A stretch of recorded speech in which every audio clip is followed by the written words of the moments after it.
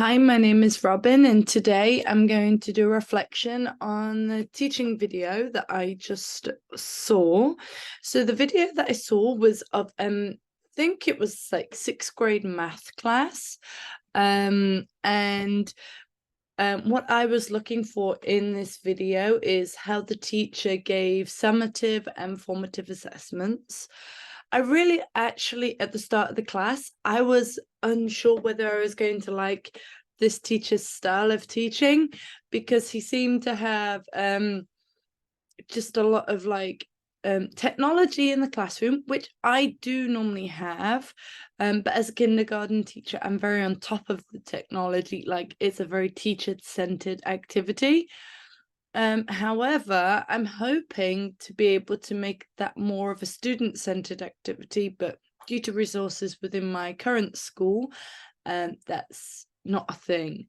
So this was really interesting for me to watching children or students being able to use equipment and use it responsibly, not throwing it on the floor, and actually being really independent and actually doing the work that they were told to do. At the start of the video, this teacher gave a introduction about what they were going to do today, and he used PowerPoint or a slide about what was to happen today. One thing that I did notice was that his summative assessments, he did mention that he'd been doing it over a period of time. It wasn't everyone doing it all at once. They're just doing one by one. I'm guessing due to the space, which is great. It provides extra time for students to be able to study and revise. And then after he did that, students went off to study their own quizzes on an app called Formative, which I'm actually going to Google that because it looks like a good app to use. So yeah, after that, he could get their results back straight away, go through what they knew, what they didn't know. He did some individual and some group work too. So let's have a look at the questions today. It said, how did the teacher create and implement assessments to ensure that students were ready to progress through the unit?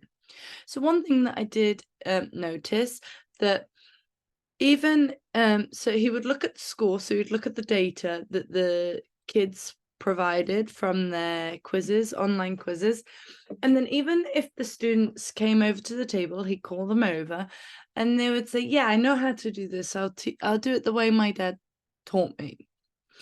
But he still insisted, let me show you. Okay, so he shows them again and then still asks them both to do an example. The girl did say that she already knew. However, when it came to doing it, she didn't know how to do it. So that was something that I thought was really good, was he was persistent in still, I'm going to teach you. And it's okay if you already know, but let me just go through it again. Let's go through this cycle. And then after that, she actually did learn something. She learned that both the numbers could go at the bottom, and it made it easier to calculate. That was something that I noticed, which sometimes I think as a teacher, I don't push students as far as they could go, as in terms of if they say they know something, I kind of just believe them. Oh, you know it. But it is good to reflect and go over, because maybe they are just trying to be confident when they feel insecure, just like the student was doing. He implemented different types of assessments around the room, and he said everybody couldn't do the same assessment.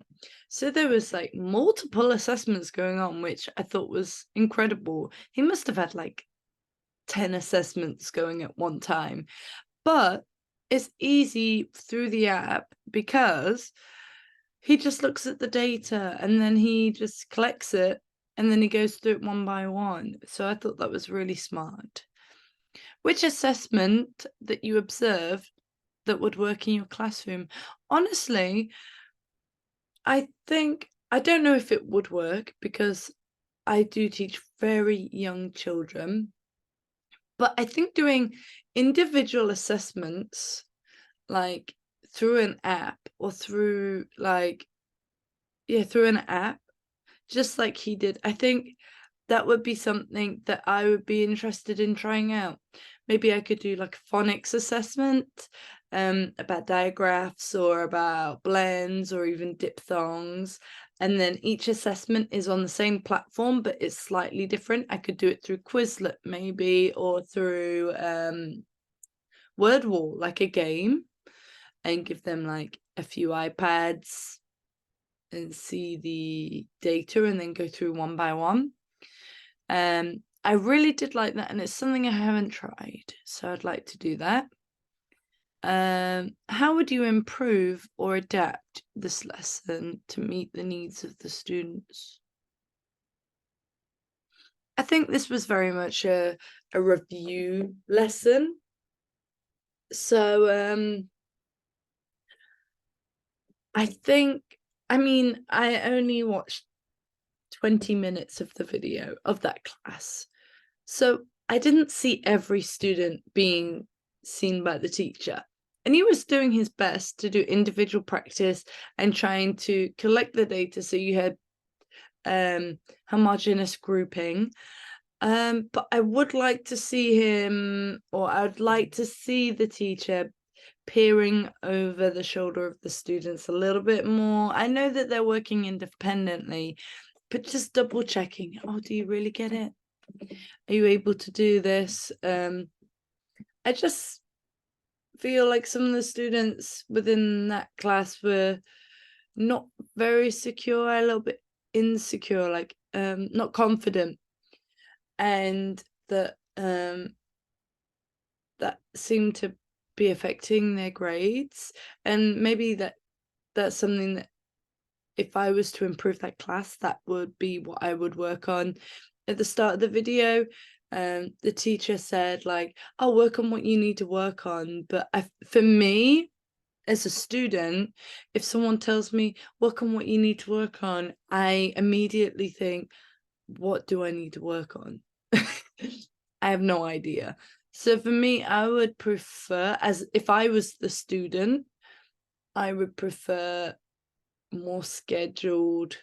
I would need like that immediate response. Oh, give me a specific quiz which you think I need to work on, because I don't know my strengths and I don't know my weaknesses. I feel overwhelmed by all the information. So I think that's something that could be worked on without this video. Like I said at the start, I didn't love it. The students were being a little bit rude, I guess, but they are older. However, I think towards the end of the video, I kind of enjoyed it. Okay, so this is my reflection for this week, and thank you for listening.